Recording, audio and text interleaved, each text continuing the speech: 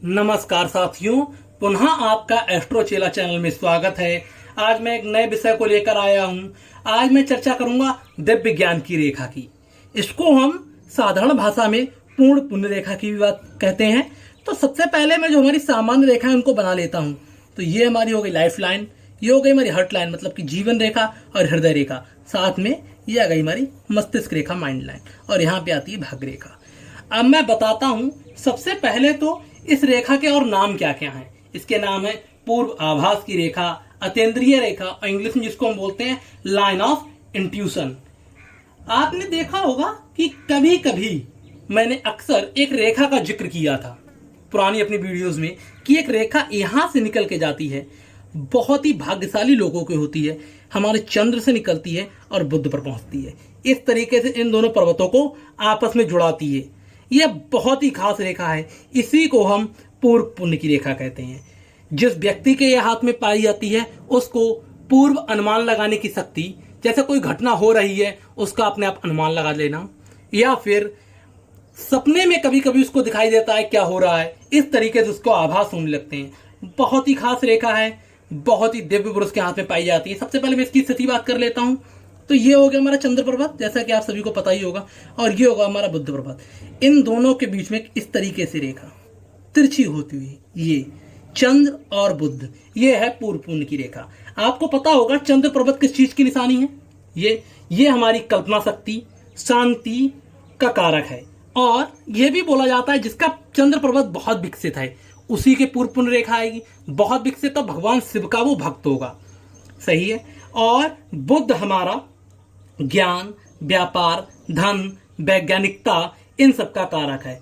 अगर किसी का चंद्र जो कि ध्यान हो गया और भगवान शिव हो गया और उसके अलावा शांति हो गई, सीधे बुद्धि से मिलन हो जाए, तो व्यक्ति के अंदर वैसे ही बहुत ही ज्यादा दिव्य एनर्जी आ जाएगी। वह बहुत कुछ जानता होगा, बहुत कुछ चीजों की कल्पना कर पाएगा, क्योंकि चंद्रमा हमारा कल्पना शक्ति का भी प्रतीक है।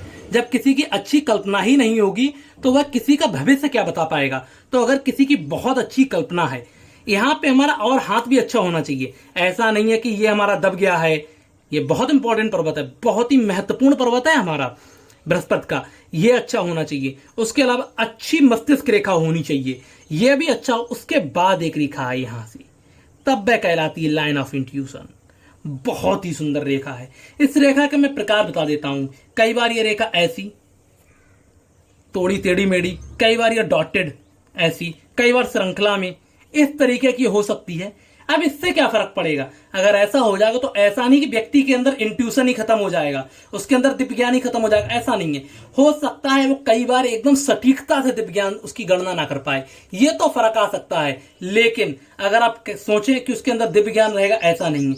ये अपने आप में बहुत खास रेखा है, बहुत ही दिव्य पुरुष के हाथ में पाई जाती है, और ये कोई साधारण रेखा नहीं है। कई हजार लाख हाथ आप देखेंगे तो उनमें एक के हाथ में होगी, और मैं गारंटी कर सकता हूं जिसके भी हाथ में, मुझे कमेंट में बताना, आप बहुत अच्छे भविष्य वक्ता बन सकते हैं। बहुत ही अच्छे भविष्य वक्ता के कुछ चिन्ह होते हैं, जैसे कि यहाँ पे क्रॉस का निशान, जिसको मिस्टीरियस क्रॉस बोलते हैं, लेकिन ये सबसे उच्च कोटि का निशान है। ये जिसके है वह ऑलरेडी दिव्य ज्ञान प्राप्त कर चुका है। अब सबसे प्रश्न आता है बड़ा कि उसको संकेत कैसे मिलेंगे कि वह दिव्य ज्ञान उसके अंदर है कि नहीं है। तो आपने देखा कि कई बार प्रकृति हमें संकेत देने लगती है जिसको हम नहीं समझ पाते हैं।